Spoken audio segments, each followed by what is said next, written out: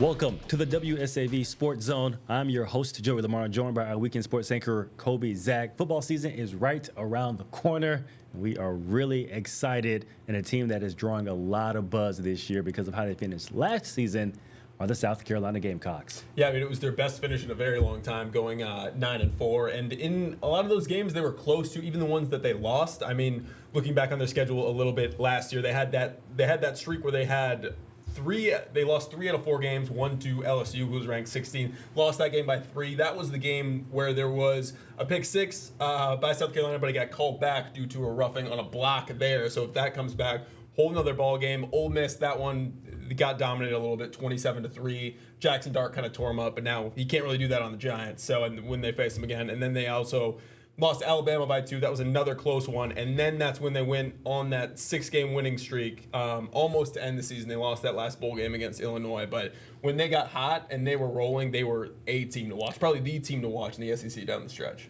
Yeah, so let's go back to the LSU game. Okay, so that's a game where quarterback Lenora Sellers gets hurt on the final play of the first half, and then they bring in Robbie Ashford.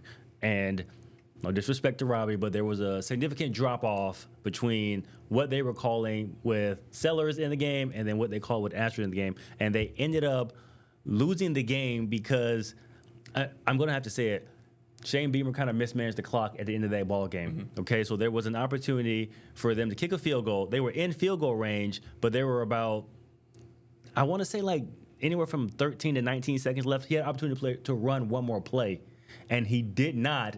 He trusted his field goal kicker from that range. He didn't try to get any extra yards, and the kick ended up missing and not going through. And that's how LSU was able to win that game. The Ole Miss game, like you said. I'm sorry, go ahead. I mean, in a situation like that too, you almost wonder with Lenoris down, the fact that you have Ashford, you have your backup quarterback in. Do you risk running that play for more yards? It could have been a draw or like a dive or something to just gain a few. I agree with that, but maybe it was just a we're here, we have a chance, let's take it. Let's not try to mess anything up. Well, my theory is there's a higher percentage of you making a kick the closer you are to that's fair. That's a fair assessment.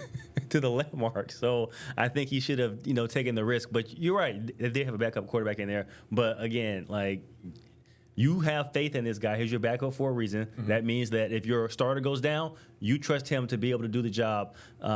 I wouldn't say as well, because if it was as well, he'd probably be your starter. But you trust him to perform admirably to be able to get the job done. The Ole Miss game, that's a blowout. The Alabama loss is one that they probably still think about. That was on the road in Tuscaloosa, and you lose by 2 points, and that's just a game that you have to win. Yeah, came back at the end of that one, if I remember, missed a very long field goal for a chance to win. But against that team, too, with the year that Alabama had last year under DeBoer, too, still kind of building up. I think they're going to have a great year this year. But last year, it seems like that's your chance to go get Bama was last season.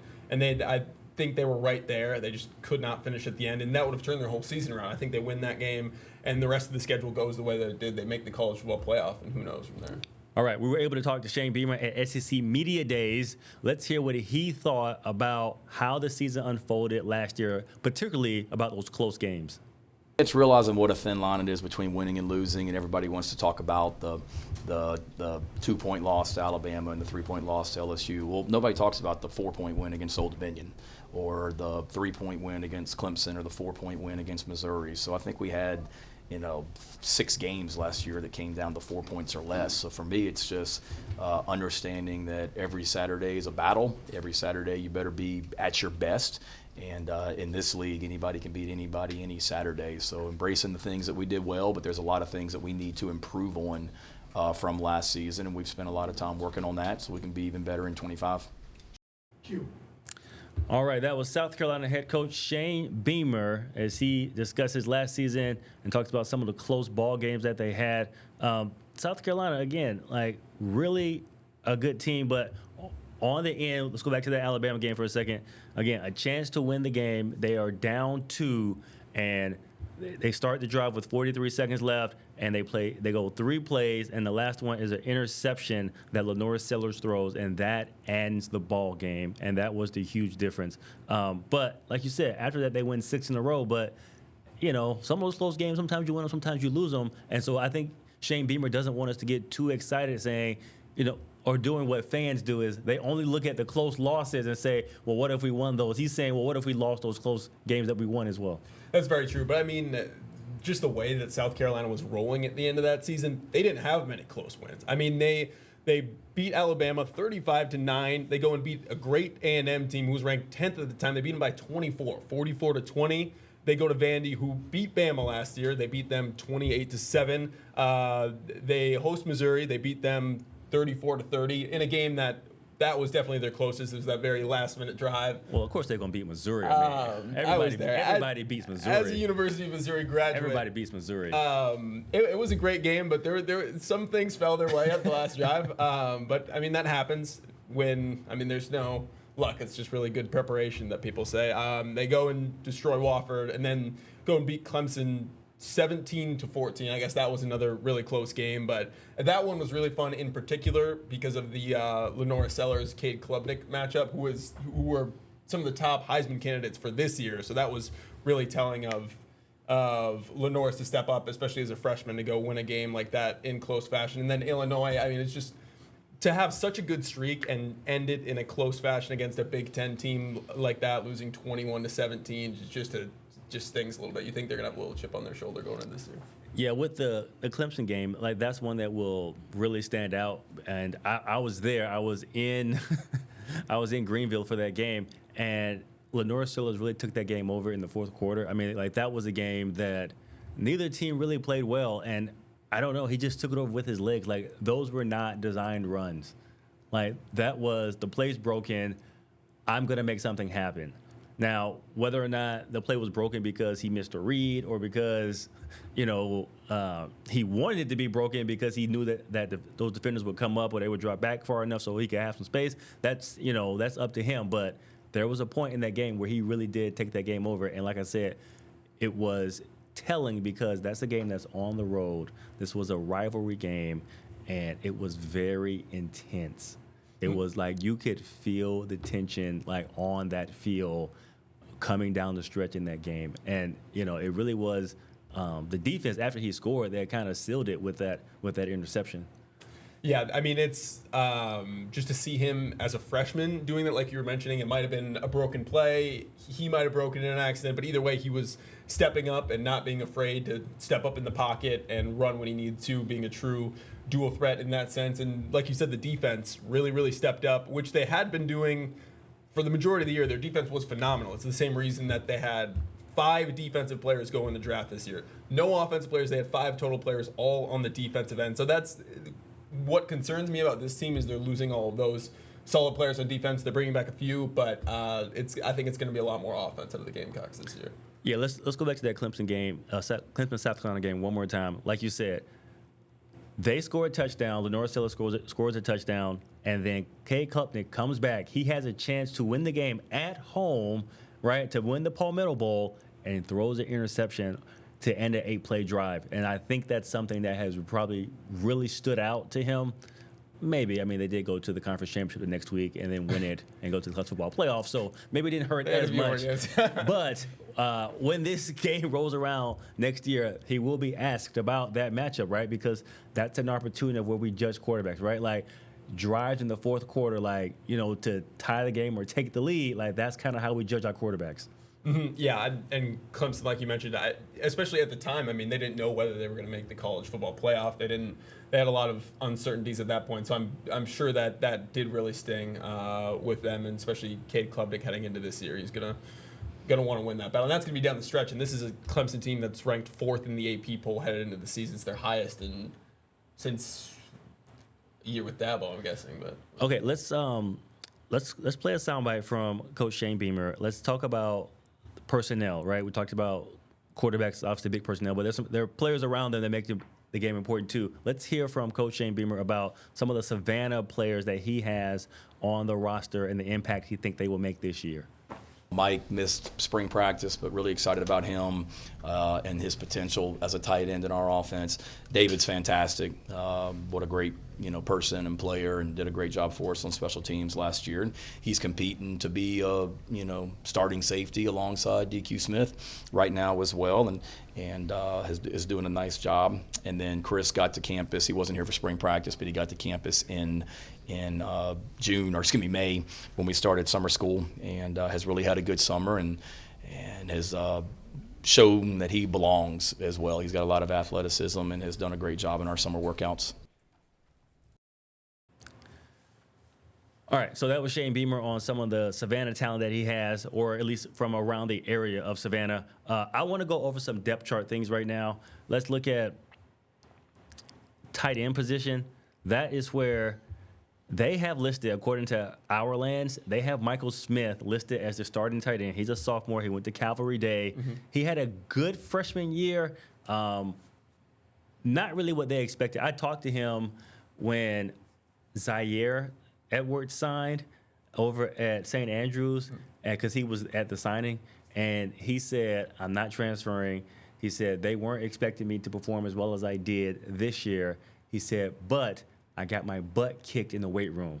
That was a direct quote. He said, I got my butt kicked in the weight room. And he said, this year, I'm doing a lot better. So I feel he's going to have a breakout year. Like we talk about people who have the potential to have breakout years in college football. I think he's one of them. And South Carolina obviously feels very highly upon him because, again, according to Our Lands, he's ranked as the #1 tight end for South Carolina. Yeah, I mean, that's always a big deal going into the start of the year with the depth chart, because your coach has that confidence in you. It's a coach that went 9-4 last year, and that has been building ever since he got there. And just to have that trust, like you mentioned, like he's not going anywhere, even though he's getting kicked around in the weight room a little bit. To have that trust to stay, kind of like Lenoris coming back. There was talks in the offseason that his dad was saying that he got offered $8 million in NIL somewhere else, and then he declined that to stay the quarterback of South Carolina. Granted, it would have been over 2 years.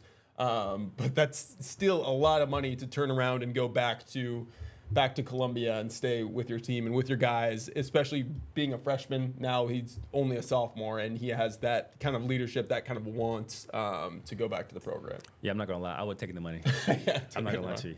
All right, let's talk about another player. David Busey is listed as a second-team strong safety. David Busey went to Savannah Christian. He helped the team when they went to the state championship game in 2023. That team lost to Cedar Grove. But it's kind of surprising to see David Busey this high on the depth chart. Shane Beamer has been really impressed with his work ethic. And I think, he's a kid. He's a good kid, shows up every day, going to go to the weight room, going to go to his classes. And I think they brought him in mainly because he's what they call a baller. Right? Like every time there's a tackle, he's around the football. And that's why they brought him in. And it looks like he's impressing so far, so really proud of him. The other one that I want to point out is Matt Fuller. Matt Fuller is listed as the 4th-team running back. Matt Fuller went to Wayne County. He was absolutely terrific at Wayne County. He was their offense, not last year, but the year before. He was their offense. And he was just a terrific running back out of Jessup. And apparently he's doing pretty well at South Carolina. But since we're talking about running backs, we have to also talk about Razul Faison. He is the graduate transfer that is still waiting on his decision from the NCAA. And that's a major decision that's kind of looming over this program. Kobe, what do you think about it? Yeah, I mean, I think if he is able and eligible to play, it's going to take a huge weight off of Lenoris' shoulders in terms of just his dual threat ability, because if you have a running back that's able to kind of establish itself, and then it'll open up the run for the quarterback, and then obviously the pass. But just to not, because it seemed like Lenoris, especially in that Clemson game last year, did basically the running for them too, the running and the passing. So he was kind of everything. That's going to wear a quarterback down, especially as he's progressing through a full season now, and especially again with the tough schedule that they have and all of the good SEC opponents. I think to have any kind of weight lifted on your shoulders in terms of running and on the ground will help them a lot. Yeah, I hate to rag on the NCAA, but this is why people don't like them, okay? Because it's taking too long to decide these cases. right? They've brought the case. They've made their argument. Either rule in favor or don't rule in favor. And I understand that you want to take time to make sure that you get it right. But if you don't rule in their favor, there's going to be an appeal anyway. So, speed this up because we're very close to the start of the season, and we don't know if this young man can play now. And it's not fair to him. No. Yeah.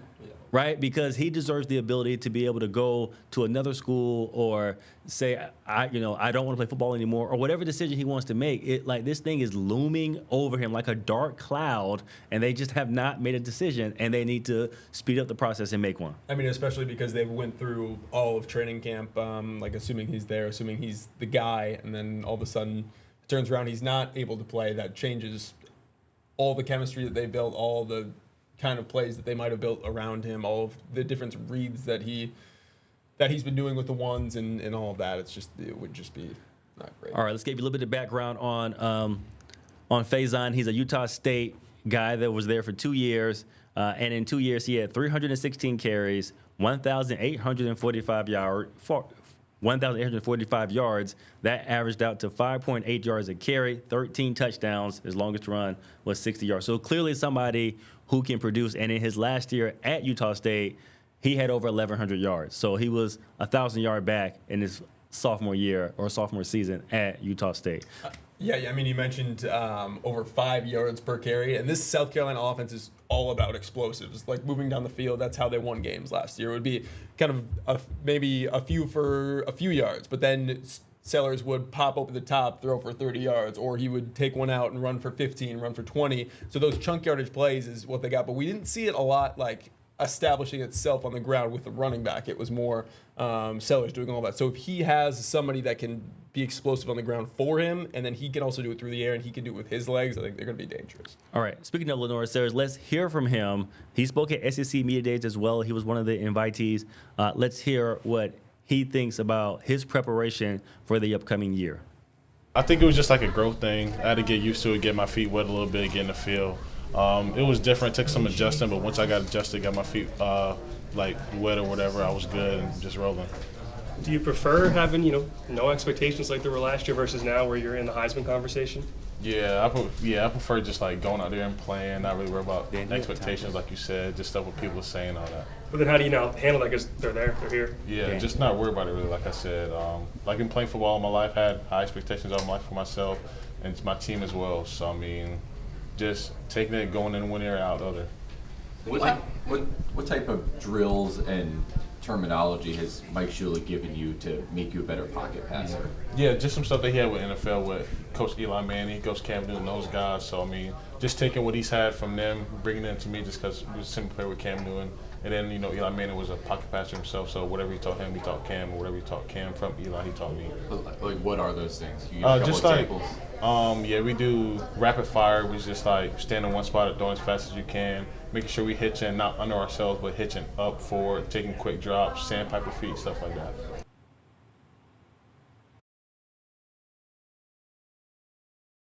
Lenore Sellers, he is talking about the upcoming season and how he prepared to lead this team. They come in ranked 13th in the nation. That's one of their highest rankings in the AP poll that they have had in the preseason. And so the expectations are high in Columbia. That's why there's a lot of excitement. But we have to also talk about the defense. We haven't talked a lot about them, but if they want to win, can't just be good on one side of the ball. Got to be good on the other as well. Mm-hmm. Yeah, I mean, they're really behind. I think Dylan Stewart, who's going to be their rock on defense. I mean, he's 6'5", 245 pounds. He's a sophomore. He had 6.5 sacks, forced 3 fumbles, recovered 2 of them. He's already been named on a few watch lists headed into the season. And I think if they really want the defense to be what it was last year, even though they lost 5 guys in the draft, like we mentioned, I think they're really going to have to anchor themselves around him. Yeah, they did talk about bringing in a lot of new players this year, and Nick Barrett was asked about that specifically at SEC Media Days. Let's take a listen to what he had to say about the new guys that are coming in and how they are gelling as a unit on the defensive side of the football. And I've been building a great bond with those guys,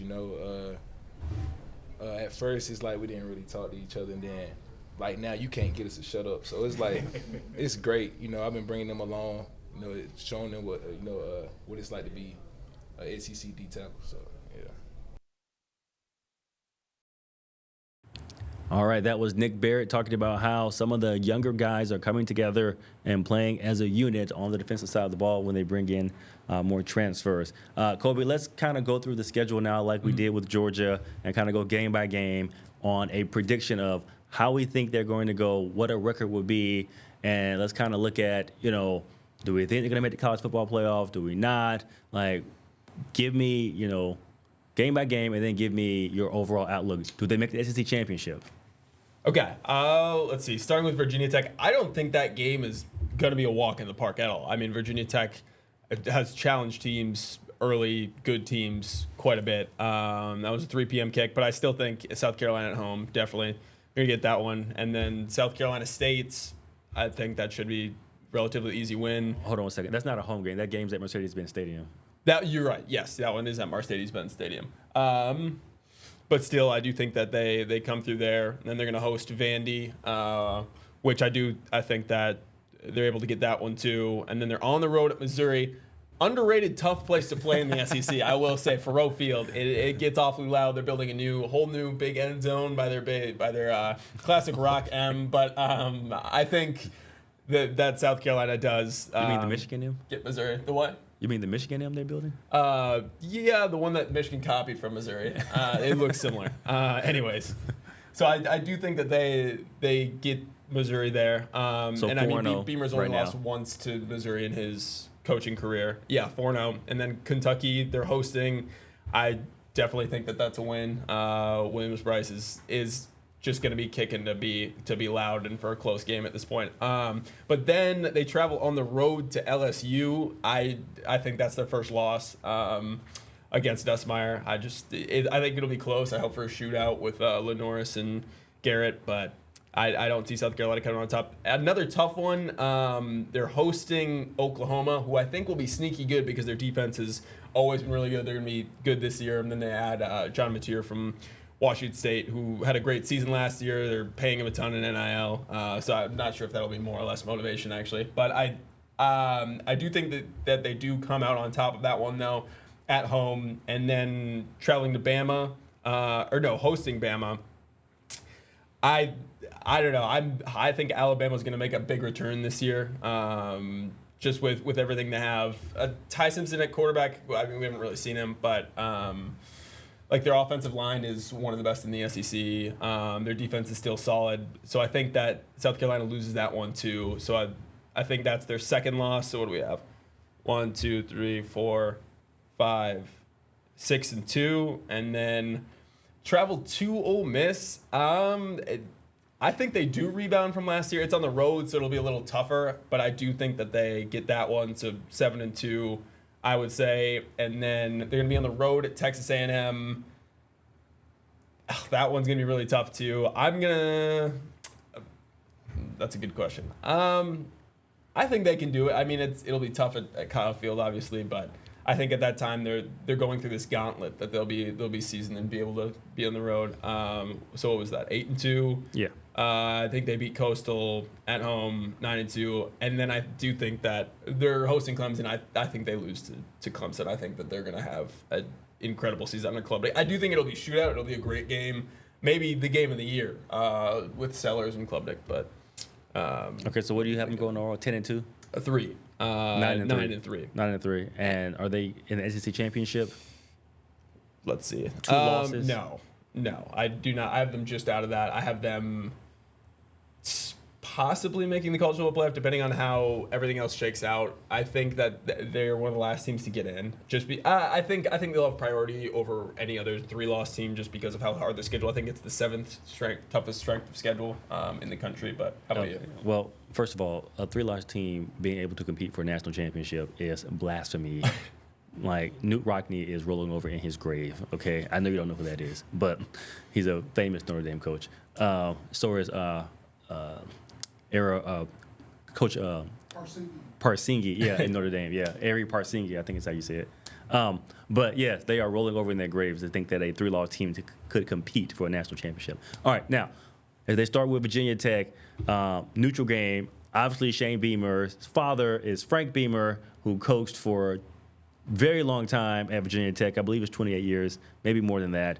And he even Shane Beamer has Virginia Tech paraphernalia from his time as with his dad, coaching pictures and stuff, and so he's downplaying like how much he cares, how big this is, but clearly there's some value here. Okay, I don't think Virginia Tech is going to win this game, but I do think it would be emotional. And the first game of the season is a bowl game anyway, right? Like I know it's not a bowl game, but it is a bowl game. Like you have all season to prepare for this contest, and when you have that much time, teams that are not as good as you, they have sort of an advantage because they have this long time to prepare. And so, that's when you start throwing out your trick plays and doing these little special tricks and formations and all this stuff. And so, yeah, I do think that there will be some of that on the part of Virginia Tech, but I don't think it'll be big enough to win. I think they win South Carolina State, Vanderbilt, Missouri, Kentucky, LSU. By that one. I'm working about all of them, Oklahoma and Alabama. Okay, so I think they start off 8-0. Wow. Okay, I think they start off 8-0. Then I think they win at Ole Miss, and then I think they lose to Texas A&M. I think Texas A&M with Marcel Reed is a sleeper team in this conference, and of course they're going to beat Coastal Carolina. Although otherwise they wouldn't have scheduled them. And then I think I agree with you. I think they're going to lose to Clemson. So you have them first in the SEC or going into the SEC championship? I have them one loss in the SEC. Oh, duh, yeah, Texas A&M. You said Yeah, I have them one loss in the SEC. Now, before the season, I picked them to win the SEC championship. So I'm not gonna back down away from that, right? Like it's a bold prediction, and I'm gonna stand by it. But I do think that interception that Cade Klubnik threw to end that game, when you're a competitor, that stuff haunts you, right? Like that's something that's like I'm looking for this game. Yep. And again, it doesn't have this is why I hate a 12-team playoff. It doesn't hurt South Carolina to lose this game because, again, one loss, likely going to the SEC championship, and if they lose 2 games, likely playing in the 12-team playoff because of how many teams you're letting in. So it doesn't really hurt anything. It's just bragging rights. But then again, to that point, I mean, they would have beaten how many ranked teams? 1, 2, 3, 4, 5 before losing to A&M. So, I mean, it's not like they didn't earn it. 4. LSU, Oklahoma, Alabama, Ole Miss. LSU, yeah, you're right. Yeah. 4. That's Missouri math. Okay, but yeah, so like I said, I have them going 10-2, and I have them winning the SEC title. I think they played Texas in the SEC championship, and I think they beat Texas, and I do think that they have a really good season. All right, any final thoughts before we get out of here, Kobe? No, I mean, we'll just have to wait and see. I think regardless of how the record ends up, regardless of, I guess how the scores end up, I think this team will be the most exciting team to watch in the SEC, just with all their playmakers. We didn't even mention Nick Harbor, their 6'5", 245-pound Olympic track star receiver, but I think that they'll be fun to watch. I think we need to really take a look at how quickly things can change in a year, right? A year ago, they were saying, is Shane Beamer the coach for this team? Is he the one that can lead this program? There were questions about, firing him. Really, that was brought up. Like, should he be fired? No one's saying that this year, and it's just one good year. If he has another good year, then that will dictate the conversation going forward. So we'll see. Like it's a lot to play out, and there's a reason why they don't play these games on paper and they play them on the field. All right, for Kobe, Zach, I'm Joey Lamar. This has been your WSAV Sports Zone.